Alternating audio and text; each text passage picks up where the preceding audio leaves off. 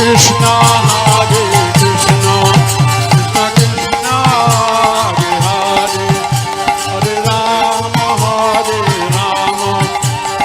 Rama Hare Hare।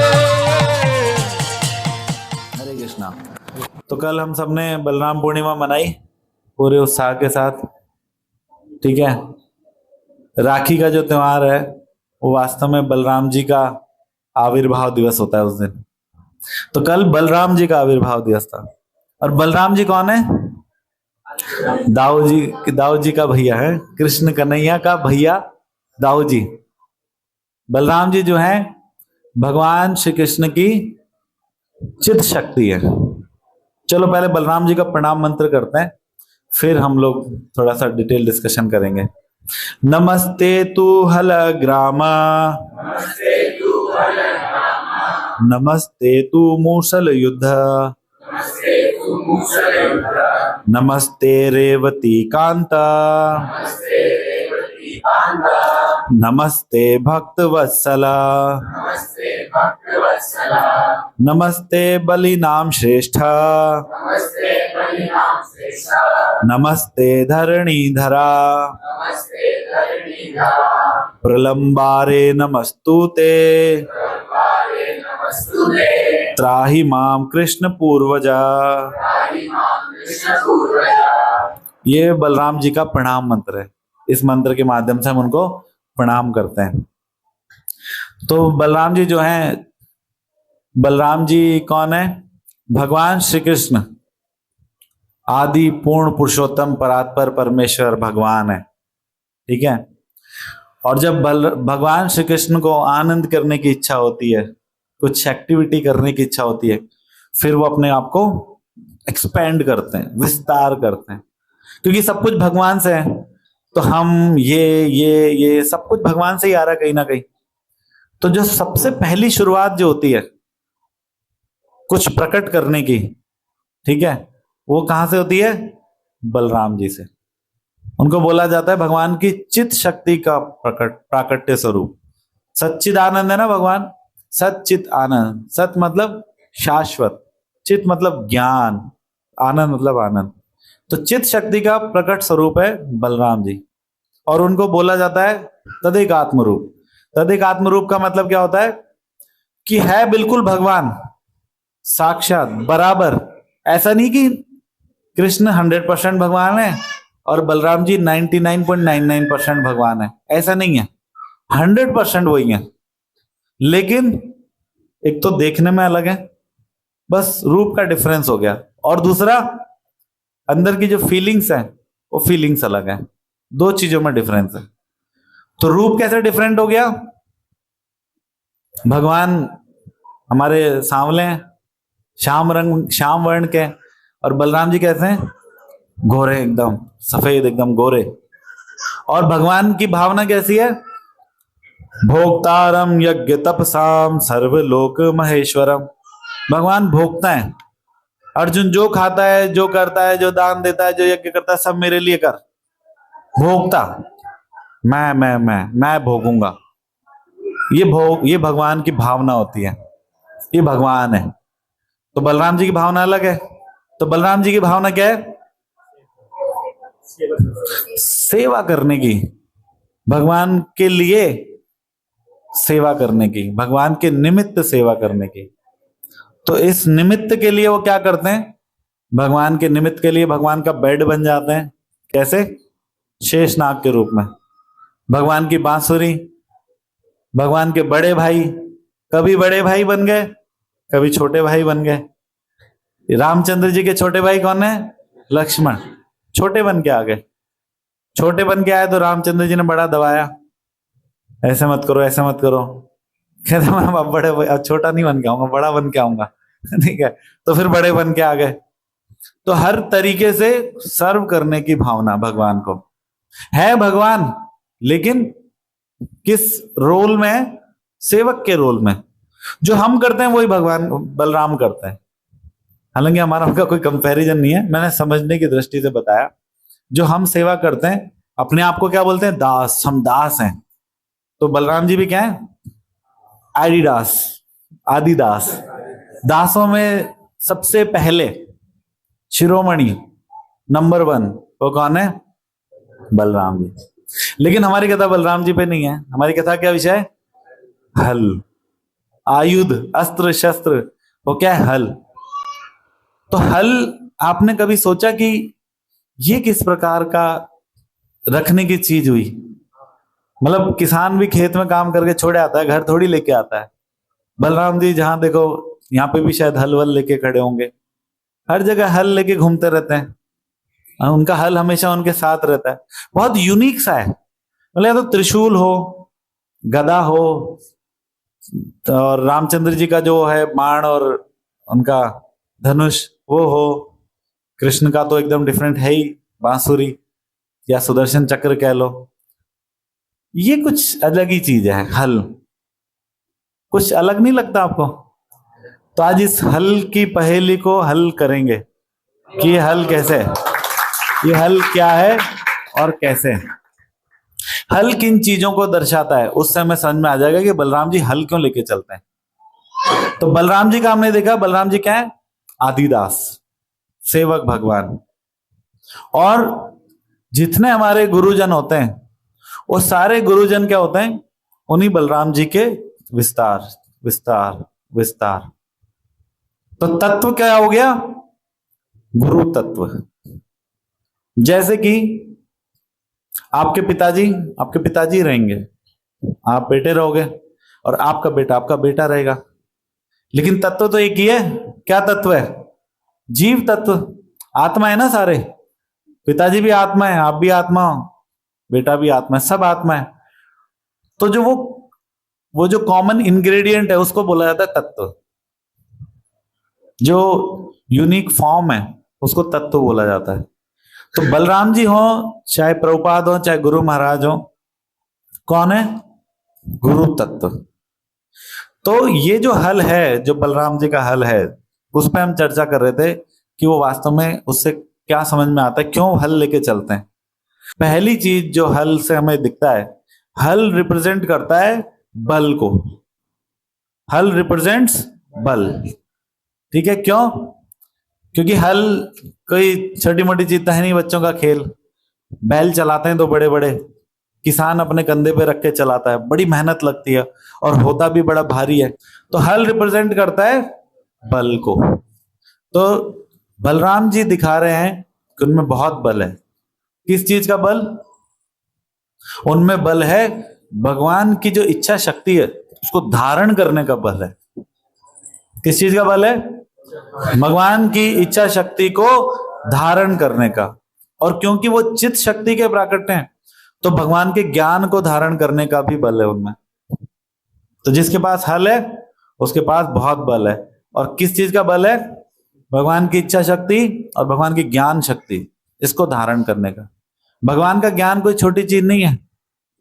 ज्ञान कोई नहीं धारण कर सकता। भगवान के 6 ऐश्वर्य होते हैं। ऐश्वर्य से समाग्रस्य वीर्यस्य यशस्रिय ज्ञान वैराग्यश्चैव क्षणा भग इति रण। ये 6 ऐश्वर्य भगवान के होते हैं। और इस जगत के अंदर भगवान किसी किसी के अंदर कुछ एक बिंदु डाल देते हैं। अंबानी के अंदर एक बिंदु डाल दी धन के ऐश्वर्य की, ड्रॉप, पोलियो की 2 बूंद, और अंबानी कितना बड़ा रईस हो गया। और कोई सुंदर वो होगी अभिनेत्री, कौन सी चल रही है आजकल, ठीक है, उसमें कुछ रूप की बिंदु डाल दी, एक बिंदु डाल दी, इतनी सुंदर हो गई, सारे जगत को हिला रखा है। किसी के अंदर बल का एक ड्रॉप डाल दिया, बहुत बलवान हो गया। किसी के अंदर ज्ञान का डाल दिया, वो बड़ा वैज्ञानिक बन गया। तो भगवान इन सारे 6 ऐश्वर्यों के स्वामी एकमात्र, सबको धारण करते हैं। लेकिन उनकी जो ज्ञान शक्ति है, उस ज्ञान शक्ति को जो रिप्रेजेंट करते हैं वो कौन है? बलराम जी। तो यहां पर जब एक ड्रॉप डलता किसी से जलता नहीं है, सक्सेस सर चढ़ के बोलती है। लेकिन बलराम जी पूरे के पूरे ज्ञान ऐश्वर्य को धारण करते हैं। मान लो मैं गीता में बहुत एक्सपर्ट हो जाऊं या भागवत में एक्सपर्ट हो जाऊं तो मैं अलग स्वैग में आ जाऊंगा, है ना, अहंकार।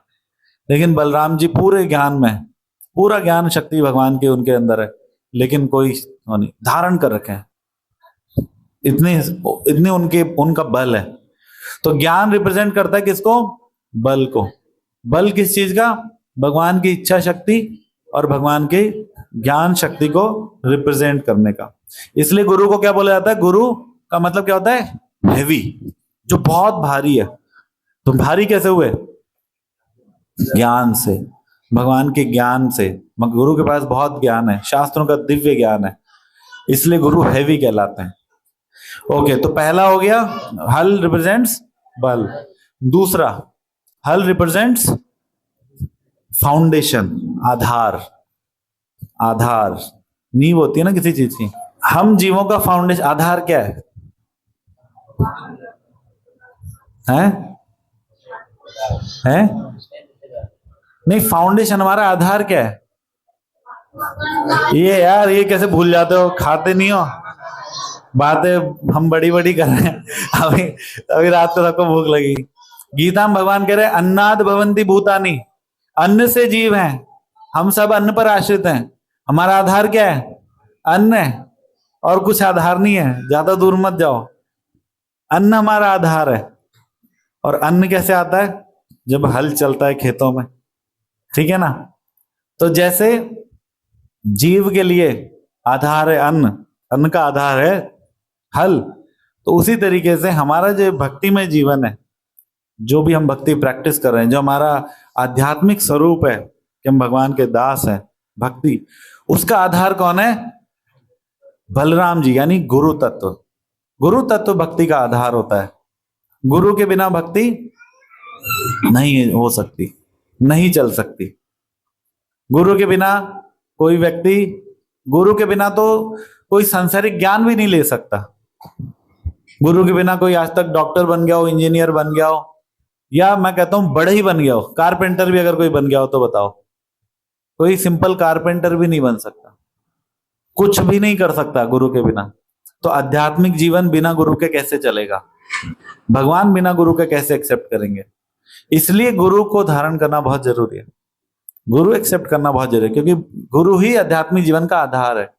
जो लोग मंदिरों में जाते रहते हैं या कुछ कुछ चीजें करते रहते हैं और गुरु नहीं बनाते, तो उनकी भक्ति भी क्या? बिना आधार की है। तो जैसे बिल्डिंग अगर बिना आधार की हो तो नहीं चलेगी, हवा भी अगर आएगी तेज तो गिर जाएगी, लेकिन जिसमें आधार अच्छा है सब कुछ सहन कर जाएगा। जिसका जितना मजबूत आधार उसकी उतनी सहन शक्ति। तो गुरु कौन है? आधार। हल क्या है? आधार। बलराम जी कौन है? भक्ति के आधार। गुरु तत्व हमारी भक्ति का आधार है। बिना गुरु के कृष्णा को हम ना तो समझ सकते, ना उनको सर्व कर सकते। अखंड मंडलाकारम व्याप्तम येन चराचरम तत्पदम दर्शितम येन तस्मै श्री गुरुवे नमः। मैंने पिछली बार ही बताया था भगवान कितने महान है, कितने बड़े हैं, और उनके मार्ग पे चलने का जो हमें सीख दे, जो समझाए उनके मार्ग पे कैसे चल सकते हैं, भगवान कैसे होते हैं, भगवान को कैसे सर्व किया जाता है, वो कौन है? गुरु। ऐसे गुरु को क्या है? नमन है, प्रणाम है। तो अल्टीमेटली आप देखेंगे भक्ति का आधार निकल के गुरु ही आएंगे। किसी के जीवन में भगवान का नाम है लेकिन गुरु नहीं है, उसकी प्रगति नहीं होगी, ज्यादा भगवान ज्यादा हेल्प नहीं कर पाएंगे उसकी। लेकिन किसी के जीवन में अगर सच्चा गुरु है तो धीरे धीरे नाम, प्रसाद, भगत, शास्त्र, ज्ञान, दर्शन, धाम, सब कुछ एक एक करके सब आ जाएगा। लेकिन गुरु नहीं है, एक एक करके सब जीवन से चला जाएगा। जिनके पास एसोसिएशन नहीं होता, कोई सही गाइडेंस नहीं होती गुरु की, चैंटिंग अगर कर भी रहे होते हैं तो छोड़ देते हैं। देखा आपने ऐसे लोगों को? छूट जाता है सब कुछ, उनका स्पिरिचुअलिटी छूट जाता है, उनको समझ नहीं आता। उनको लगता है, बेसिक क्वेश्चन यही आ जाता है कि मेरे साथ ऐसा कैसे? मैं तो नाम कर रहा था, मैं तो भगवान की भक्ति में था, ऐसा कैसे हुआ? अब गुरु है नहीं जो उसको बताया कि भैया ये हमारे ही कर्म होते हैं, इसमें भगवान का कोई रोल नहीं है। गुरु नहीं होते, छोड़ देते हैं, भगवान से ही बैर पाल लेते हैं। खुश तो बहुत होंगे आज तो, है ना, भगवान के पास जाके। तो ये सारा गड़बड़ करते हैं, तो उनकी भक्ति खत्म हो जाती है। उनकी भक्ति बिना गुरु के भगवान भक्ति एक्सेप्ट नहीं करते, है ना। ये क्या बोलते हैं भगवान आदि पुराण में अर्जुन को? ये मैं भक्त जना पार्थ न मैं भक्त चते जना। अर्जुन जो मेरे भक्त होने का क्लेम करता है डायरेक्ट, है ही नहीं वो भक्त मेरा, मैं तो नहीं मानता, ठीक है ना, भगवान नहीं मानते। लेकिन मद भक्ता नाम चाहिए भक्ता ते में भक्त तमामता। अर्जुन जो मेरे भक्तों का भक्त है, जिसने भक्तों को गुरु बना रखा है, वो वास्तव में मेरा भक्त है। इसलिए आधार तो कौन रहेंगे भक्ति के? गुरु रहेंगे। स्पिरिचुअलिटी का आधार कौन रहेगा? गुरु रहेगा। और किसी का भजन करने की जरूरत नहीं है। वैष्णव का भजन कर लो, गुरु का भजन कर लो। वैष्णवा नाम भज कौन्तेय मां भजस्वन्य देवता। किसी देवी देवता का भजन करने की, सेवा करने की कोई आवश्यकता नहीं है अगर आपके पास गुरु है, प्रमाणिक गुरु है, सच्चा गुरु है, और कोई आवश्यकता नहीं है। ये प्रमाणिक गुरु की शक्ति है। लेकिन गुरु होना चाहिए गोविंद को मिलाने वाला। एक व्यक्ति मेरे से बहस कर रहा था, कहता गुरु गोविंद दो खड़े काको लागो पाए, बलिहारी गुरु आपने गोविंद दियो मिलाए, गुरु ही। मैंने कहा तो वो उस गुरु के लिए बोला है जो गोविंद को मिला है, वो ऐसे गुरु के लिए थोड़ी मिला है जो घूम फिर के अपने पास से ले जाए। गुरु वो है जो गोविंद को मिला है, ठीक है ना, वो गुरु श्रेष्ठ है, उस गुरु की शरण में जाना चाहिए। तो गुरु हमारी भक्ति का आधार है। जैसे कि हल से उत्पन्न हुआ अन्न हमारे जीवन का आधार है। तो हल क्या दर्शाता है? बलराम जी जो हैं या जो गुरु जो हैं वो भक्ति का आधार है। कृष्ण आधार नहीं है। कृष्ण तो आनंद लेंगे आपसे, आधार नहीं हो आपके। आधार कौन है? आधार गुरु है। गुरु सेवा का साइंस समझाते हैं। गुरु बलराम जी अपना एक्सपेंशन करते हैं, गुरु के रूप में हमारे सामने आते हैं, वो सिखाते हैं कैसे करना है, क्या सही नाम है, क्या भगवान का सही नाम है, क्या सही मंत्र है, वो भी हमें नहीं पता, हम कैसे करेंगे? पता है किसी को? हमने किसने शास्त्र पढ़े, वेद पढ़े, उपनिषद पढ़े, और वैसे भी वो भी एक गुरु के दिए हुए, व्यास देव जी के दिए हुए। अगर वेद भी ना होते, शास्त्र ना होते, कुछ भी, तो क्या होता? कुछ नहीं पता। माया मुग्ध जीव नहीं स्वतः कृष्ण ज्ञान। माया मुग्ध जीव, माया जीव को कोई ज्ञान नहीं है भगवान के बारे में, आध्यात्मिकता के बारे में। इसलिए गुरु आते हैं और गुरु उसको एक एक छोटी से छोटी चीज सिखाते हैं, ठीक है ना। तो गुरु क्या है? आधार, फाउंडेशन। पहला क्या था विश्वनाथ जी? बल। दूसरा आधार। तीसरा गुरु है हल। क्या हल क्या रिप्रेजेंट करता है? त्याग। त्याग को रिप्रेजेंट करता है हल। कैसे कैसे रिप्रेजेंट करता है? देखो किसान कोई बहुत अमीर नहीं होते। देखा आपने किसी को किसान को बहुत अमीर है? कुछ नहीं आता ना, बड़े मुश्किल से कमाता है। तो एक तरह से वो देश की सेवा ही कर रहे हैं, इसलिए बोला जाता है जय जवान जय किसान, ठीक है ना। इसलिए तो बोलते हैं क्यों किसान की जय। ये बोलते है कि ऐसे थोड़ी बोलते हैं कि जय मैनेजर या जय एग्जीक्यूटिव इंजीनियर, जय एन साहब, जय जयन साहब, ऐसा कुछ नहीं बोलते ना। अन्नदाता बोलते हैं उसको, क्योंकि वो त्याग करता है। भरी बरसात धूप में, बारिश में, सर्दी में लगा रहता है अपने हल से। तो हल जो है क्या दिखाता है? त्याग। तो गुरु क्या करते हैं? त्याग करते हैं। किस चीज का त्याग करते हैं? गुरु त्याग करते हैं। जब बलराम जी द्वारका में भगवान श्री कृष्ण के साथ में थे तो उनके साथ सानिध्य का आनंद ले रहे थे। कृष्ण के साथ किसको आनंद नहीं आएगा? हम सब कृष्ण का संग करना चाहते हैं, कृष्ण के साथ रहना चाहते हैं। बोलो घबराओ मत, ऐसी क्या बात है, ठीक है ना। तो उनके संग में कितना आनंद है। कृष्ण साक्षात आनंद है, ठीक है। रसम हेवायम लब्ध्वा आनंदिम भवति। ऐसे रस को, कृष्ण साक्षात रस है, ऐसे रस को प्राप्त करके जीव को आनंद आनंद हो जाता है। तो बलराम जी कृष्ण के साथ द्वारका में रह रहे हैं, और वृंदावन में कौन है? भगवान के भगत लोग। और भगत लोग जो ब्रजवासी हैं, नंद बाबा, यशोदा मैया या राधा रानी, बहुत सारी गोपियां, गोप सखा, वो सब कितने सालों से भगवान का विरह सहन कर रहे हैं, बहुत सालों से। तो बलराम जी को उन पे करुणा आती है। अपना आनंद छोड़ के बलराम जी जाते हैं कहां पर? वृंदावन जाते हैं, उनको शांत करने के लिए, सांत्वना देने के लिए।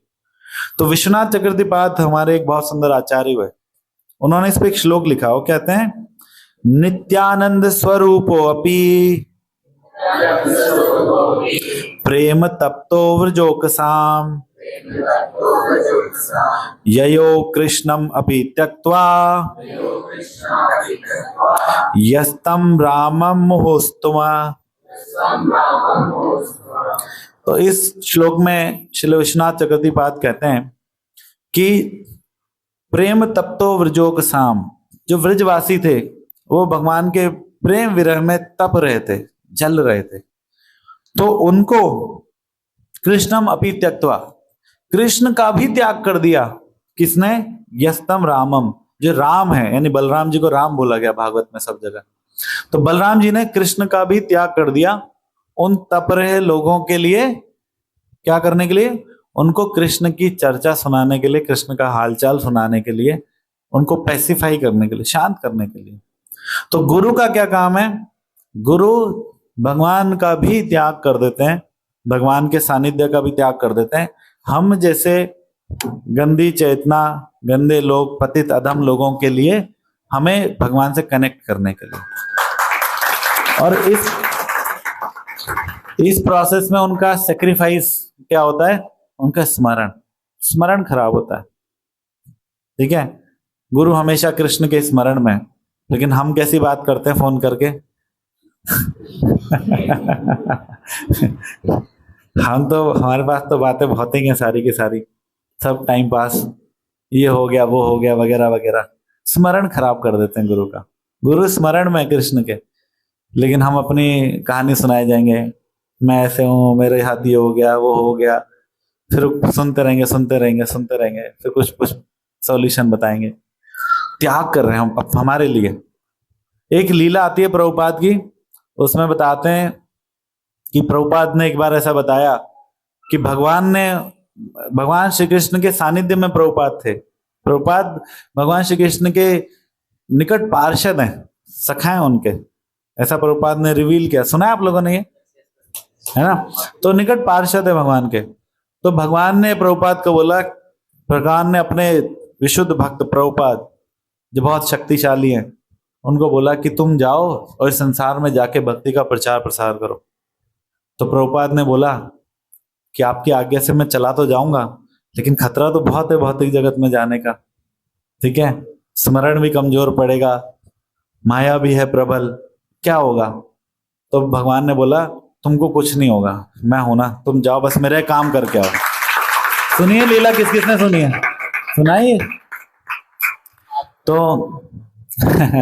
तो हल क्या दिखाता है? त्याग। गुरु त्याग करते हैं, जरूरत पड़े तो कृष्ण का भी त्याग करते हैं। किसके लिए? हम जैसे कीट पतंगों के लिए गुरु त्याग कर देते हैं।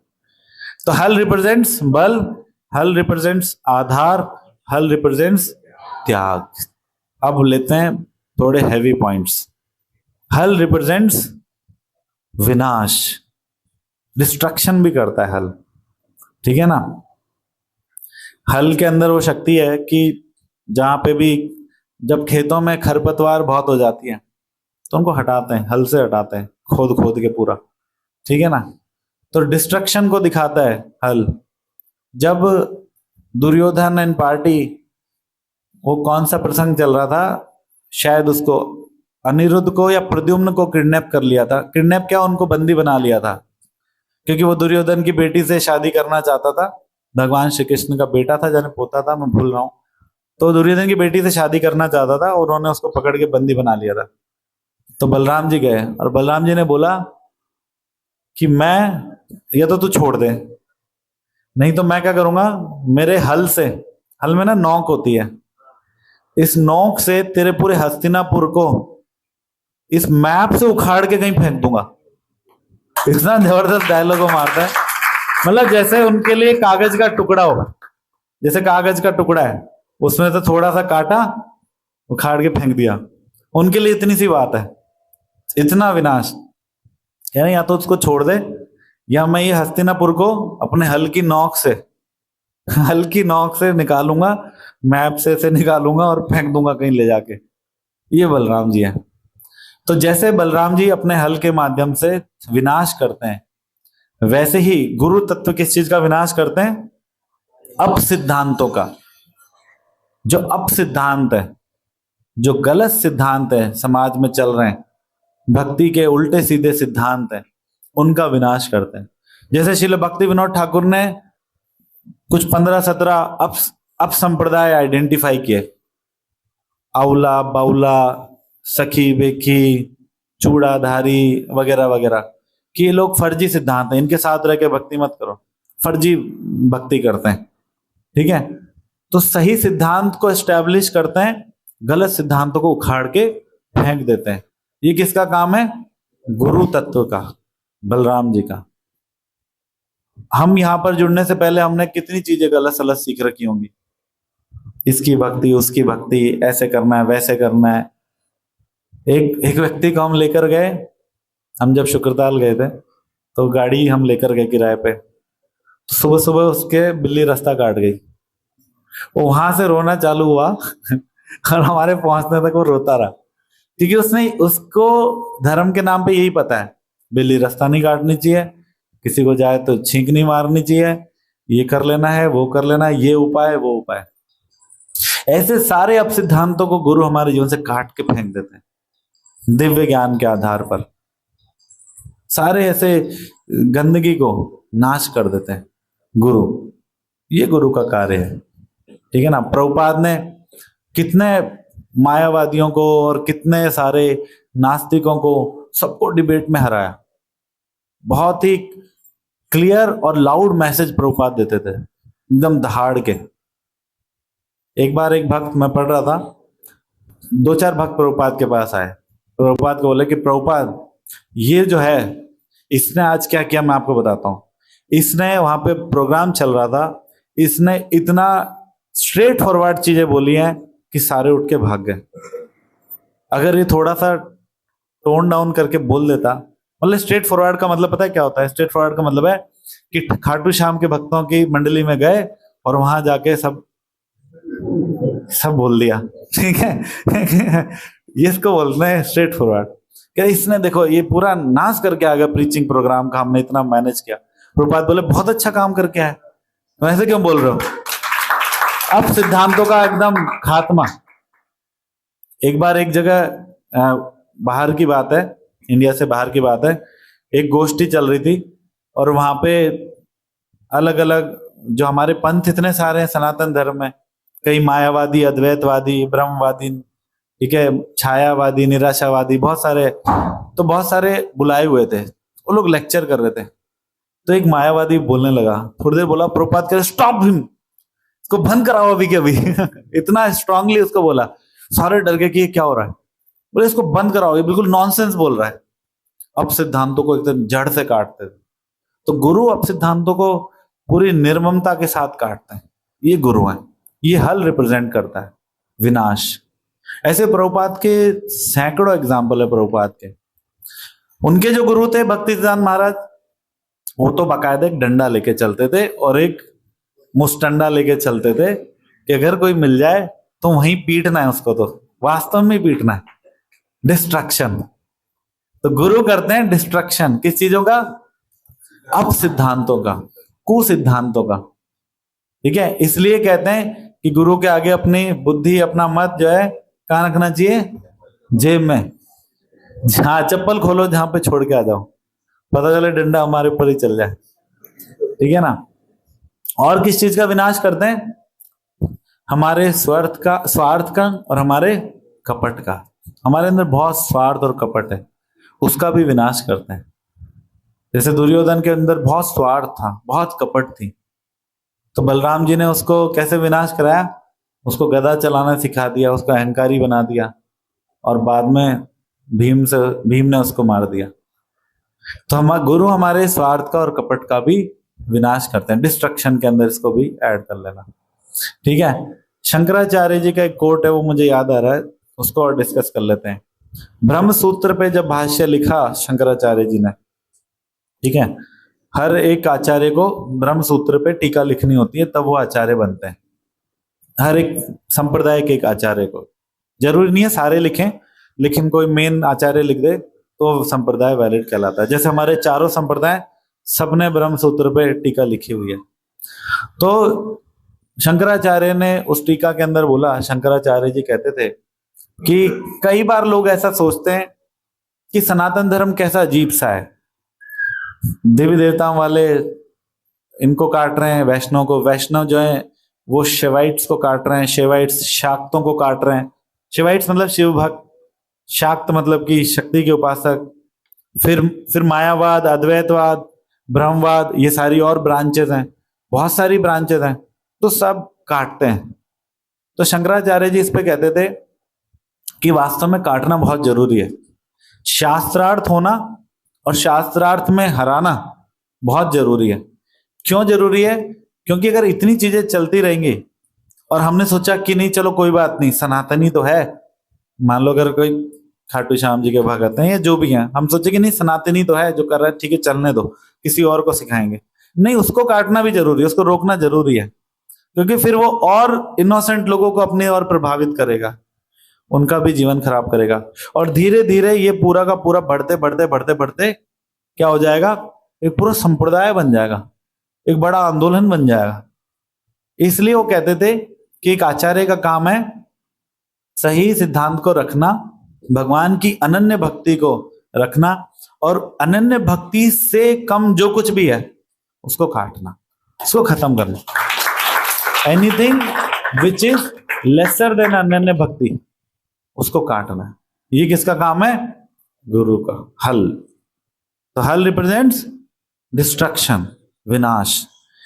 और पांचवा, हल एक काम और बहुत अच्छा करता है। अब पॉजिटिव पे आते हैं। हल खोदता है और खोद के फिर उसमें बीज जाता है और फिर फसलें बनती हैं, अन्न बनता है, सब कुछ बनता है। तो गुरु क्या करते हैं, ये जो इतनी बड़ी भूमि हमारे वैदिक शास्त्रों की, 4 वेद, ठीक है, 18 पुराण, 108 उपनिषद, फिर ब्रह्म सूत्र, वेदांत सूत्र, संहिताएं, कितनी सारी संहिताएं, मनु संहिता, याज्ञवल्क्य संहिता, ठीक है, फिर दर्शन, बहुत बड़ा हमारा वैदिक शास्त्र है। इतना सब कुछ है ना, ये इन सब के अंदर से खोद के अपने हल से गुरु निकाल के देते हैं जो चीज हमारे लिए टॉप मोस्ट है। हमारा छोटा सा जीवन, छोटी सी हमारी बुद्धि, हम ना गुरुकुल जा सकते, ठीक है, ना गुरु से सारा ज्ञान ग्रहण कर सकते, और कर भी लें तो फायदा क्या उसका, अननेसेसरी कंफ्यूज ही होंगे। ठीक है, जैसे मेरे को एक माता जी ने पूछा कि वो कह रहे थे कि उन्होंने किसी से सुना कि माताओं को शंख नहीं बजाना चाहिए, और आज कोई ये भी पूछ रहा था कि शाम को दान नहीं देते, शाम को दान देते हैं, दिन भर दान नहीं देते, और ऐसे बहुत सारे मतें, बहुत सारी चीजें बाजार में चलती हैं। और ऐसा नहीं सारी गलत है, कई चीजें शास्त्रों में है भी, शास्त्रों के हिसाब से बोल रहे हैं, ठीक बोल रहे हैं, लेकिन वो इंपॉर्टेंट नहीं है। इंपॉर्टेंट भक्ति है। तुम्हें जब मिले मौका तब दान करो भैया, ठीक है ना। इंपॉर्टेंट क्या है? भक्ति है। Utility is the principal, Prabhupada कहते थे। मुख्य सिद्धांत ये कि आप भक्ति करो, ये इनके इन प्रकार है। कोई बोले, ज्यादातर जो सवाल आता है मेरे पास यही आता है कि हम गीता नहीं पढ़ पाते। क्यों नहीं पढ़ पाते? क्योंकि हम उस समय का, उस घड़ी का इंतजार कर रहे होते हैं कि जब साफ सुथरे होंगे, सुबह बैठेंगे शांत दिमाग से, आसन लगाएंगे, चौकी लगाएंगे, फिर पढ़ेंगे। मैंने कहा ऐसे तो मैं भी नहीं पढ़ता, ठीक है। गीता या कोई भी शास्त्र बोलते हैं, नियम है, ये भी एक प्रकार का नियम है, लेकिन जरूरी नहीं है। अगर इन सब नियमों में पड़े रहेंगे, छोटी छोटी चीजों में पड़े रहेंगे, तो मेन चीज हाथ से निकल जाएगी, समय हाथ से निकल जाएगा। इसलिए प्रभुपाद बोलते थे कि बस यूटिलिटी इज द प्रिंसिपल, कैसे भी बस आप करते रहो, ये इनके इन प्रकार है, लगे रहो। किसी चीज को, जो प्रभुपाद ने सिस्टम बना दिया, प्रभुपाद ने कल्चर बना दिया, बस उसको फॉलो करते रहो। उसके अलावा जो चीजें आपकी छूट रही है, कम हो रही है, कोई बात नहीं, जाने दो। जैसे अभी चातुर्मास चल रहा है, प्रभु जी सुबह भी एग्जाम्पल दे रहे थे, चातुर्मास चल रहा है। चातुर्मास में जमीन पे सोने का नियम है। चातुर्मास में प्रभु जी ये भी बता रहे थे कि घर से बाहर रहने का नियम है, घर में आप नहीं रह सकते, बहुत कड़े कड़े नियम है। तो शास्त्रों में इतने नियमों में पड़ जाएंगे तो मेन जो लक्ष्य है, कृष्ण प्रेम, छोटा सा जीवन है, उसको तो मिस कर जाएंगे पूरा का पूरा। बस नियमों में ही लगे रह जाएंगे, मेन कोर्स को भूल जाएंगे, स्टार्टर डेजर्ट्स इन्हीं में ही फंसे रहेंगे। स्नैक्स में ही फंसे रहेंगे, मेन कोर्स को भूल जाएंगे। और ये जगत जो है ना आजकल मेन कोर्स भुलाने के लिए ही है। आपको पता है जब लोग महंगी शादियां करते हैं वो इतना स्नैक्स क्यों रखते हैं? ताकि आप प्लेट तक ना पहुंचो। ये फैक्ट है, प्लेट बहुत महंगी होती है वहां पे और प्लेट से काउंट सिस्टम चलता है, ठीक है ना। तो आप स्नैक्स में ही भर जाओ, माताएं तो वहीं भर जाती हैं, ठीक है। तो आप वहां तक ना पहुंचो। इसलिए शास्त्र में अगर इन्हीं चीजों में पड़े रहेंगे तो मेन चीज पर नहीं पहुंच पाएंगे। धर्म अर्थ काम मोक्ष, ये 4 सेक्शन है, इनके अंदर सब कुछ कवर हो जाता है। इन्हीं में पड़े रहेंगे तो प्रेम तक नहीं पहुंच पाएंगे। ये सब कैतव है, इसको सबको अज्ञान बोला गया, कैतव बोला गया। अज्ञानता मेरा नाम कहिए कैतव, अज्ञानता मेरा नाम कहिए कैतव, धर्म अर्थ काम मोक्ष वांछादि सब। धर्म अर्थ काम मोक्ष के अंतर्गत जो कुछ आता है वो सब आपका टाइम वेस्ट करने के लिए, आप मेन कोर्स तक ना पहुंचो उसके लिए। तो गुरु क्या करते हैं? खोद के निकालते हैं असली चीज। धरती में से ही रत्नों को निकाला जाता है। धरती में से ही खोदोगे तो पत्थर भी आएंगे, गंदगी भी आएगी, कुछ गैसेस भी आएंगी, सब कुछ आएगा। और उसी धरती के अंदर से रत्न भी बाहर निकाले जाते हैं, ठीक है ना। तो गुरु का हल क्या करता है? धरती में से विशुद्ध भक्ति रूपी रत्न को निकाल के आपको देता है। प्रेम को, भगवान के प्रेम को, भगवान की सेवा को निकाल के आपको प्रेजेंट करता है। तो हल रिप्रेजेंट्स एक्सट्रैक्शन, खुदाई करके निकालना, असली चीज को निकाल के देना। आप और हम असली चीज नहीं निकाल सकते। अगर प्रभुपाद नहीं होते, गीता नहीं होती, तो हम कहाँ निकालते हैं?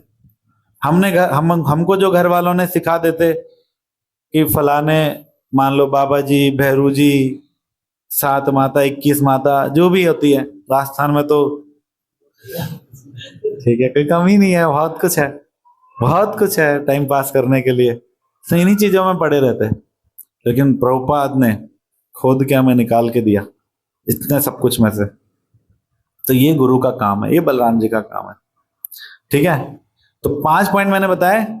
हल रिप्रेजेंट्स बल, हल रिप्रेजेंट्स आधार, हल रिप्रेजेंट्स त्याग, हल रिप्रेजेंट्स विनाश, हल रिप्रेजेंट्स एक्सट्रैक्शन, खुदाई, ठीक है।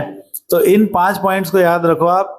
यही गुरु है वास्तव में, यही तो गुरु है, यही तो काम कर रहे होते हैं। और चाहो तो एक पॉइंट और जोड़ लो छोटा सा। क्या पॉइंट है? हल किस चीज को रिप्रेजेंट करता है?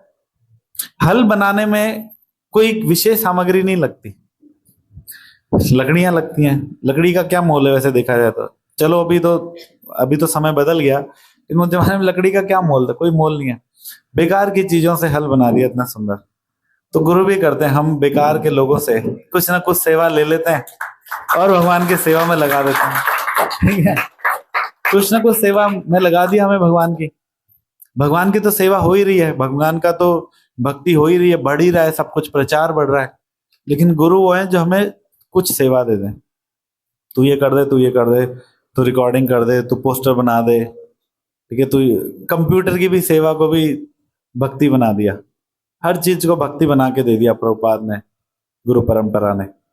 तो ये गुरु का कार्य है और ये बलराम जी है।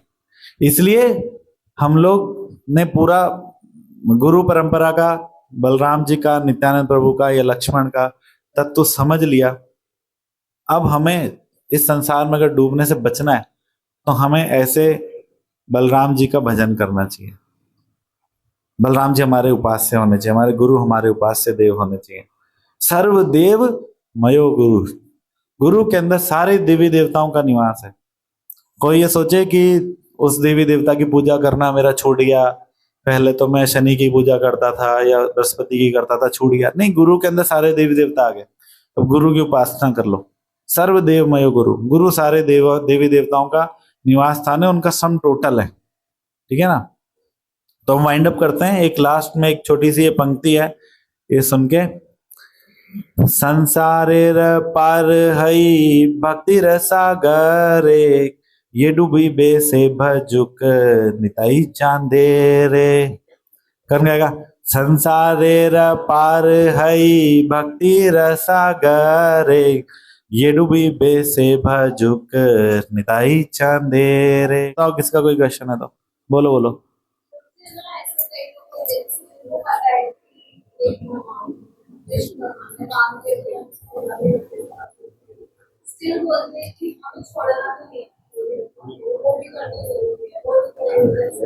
क्योंकि जीवन में गुरु नहीं है ना, गुरु नहीं है ना जीवन में। गुरु का मतलब है कि गुरु की आज्ञा मानो। सबसे पहले तो यही डिसिप्लिन आता है, पहले बात मानना सीखो। तो गुरु जब जीवन में है ही नहीं, तो अब आप क्या उनको सिखाओगे, या वो खुद से क्या उनको सीखेंगे, या किससे क्या प्रेरणा लेंगे, कुछ नहीं कह सकते। तो उनको बोलो कि कोई बात नहीं, आप करते रहो, लेकिन उनके जीवन में किसी गुरु का प्रवेश कराओ। इसलिए बोला जाता है कि सबको सुनाने में एंगेज करो। जब हम सुनते हैं ना प्रभुपाद को, गुरु महाराज को और वरिष्ठ वैष्णव को, तो कृष्णा अंदर से क्या बोलते हैं कि ये तुम्हारे गुरु हो सकते हैं, इनके पास बहुत ज्ञान है। उनका ज्ञान ऐश्वर्य प्रकट होता है और फिर सामने वाला प्रणिपात होता है। ज्ञान ऐश्वर्य के आगे सब झुकते हैं, ठीक है ना। हो सकता है रूप किसी को चार्म ना करे, हो सकता है बल किसी को चार्म ना करे, हो सकता है धन किसी को चार्म ना करे, लेकिन ज्ञान के आगे सबको झुकना पड़ता है। तो जब ज्ञान के सामने वो झुकेगा, ये कैसे भी, चाहे मन से चाहे अनमने मन से, तो धीरे धीरे वो उस प्रोसेस में आ जाएगा कि उसको गुरु एक एक करके सारी चीजें छुड़वा देंगे। जैसे हमने भी जब शुरू में, हमें नहीं इतनी चीजें समझ में आती थी, कई चीजें पकड़ी थी, कई चीजें छोड़ी थी, लेकिन जब गुरु को पकड़ा तो उन्होंने अपनी आज्ञा से एक एक करके जितना सब फालतू का इकट्ठा कर रखा था सब हटवा दिया। अभी स्ट्रेट देखना है, पिन पॉइंट, लेजर फोकस है, ये विशेष गोविंद प्रभु बोलते हैं लेजर फोकस, लेजर फोकस, ठीक है ना। तो उनको किसी श्रवण वाले प्लेटफॉर्म से कनेक्ट करो। उनको बोलो कि ठीक है, आपकी ठाकुर जी में श्रद्धा है तो ठाकुर जी की कथा तो सुनो, कितना आनंद है। तो जब वो सुनेंगे तो उनका गुरु भाव आएगा, कृष्णा उनको अनुभूति कराएंगे। हम इतना प्रभुपाद को, गुरु महाराज का गुणगान करते हैं, तो उनको अंदर भावना आएगी उनके प्रति। जैसे आज महाराज का लेक्चर है, सुनेंगे तो उनको फीलिंग आएगी। जैसे उमा माता जी कहाँ बैठी हैं, उमा माता जी, इन्होंने महाराज का व्यास पूजा चल रही थी, तो इन्होंने इतना ग्लोरिफिकेशन सुना, तो इनको लगा कि नहीं, ये मेरे गुरु होने चाहिए। दिस इज कृष्णा की प्रेरणा। और जो अपनी इंद्रियों से चूज करता है, अपने दिमाग से किसी को भी गुरु बना लेता है, चलते फिरते किसी से भी मंत्र ले लिया, ठीक है, वो अपनी इंद्रियों से किया हुआ है उसने, वो माया है, ठीक है ना। हरे कृष्णा। बलराम पूर्णिमा महामहोत्सव की जय। जगत गुरु शिला प्रभुपाद की, परम करुणामयी शिला गुरुदेव की जय। शिक्षा गुरु की जय। गौर प्रेमानंदे। हरि हरि बोल।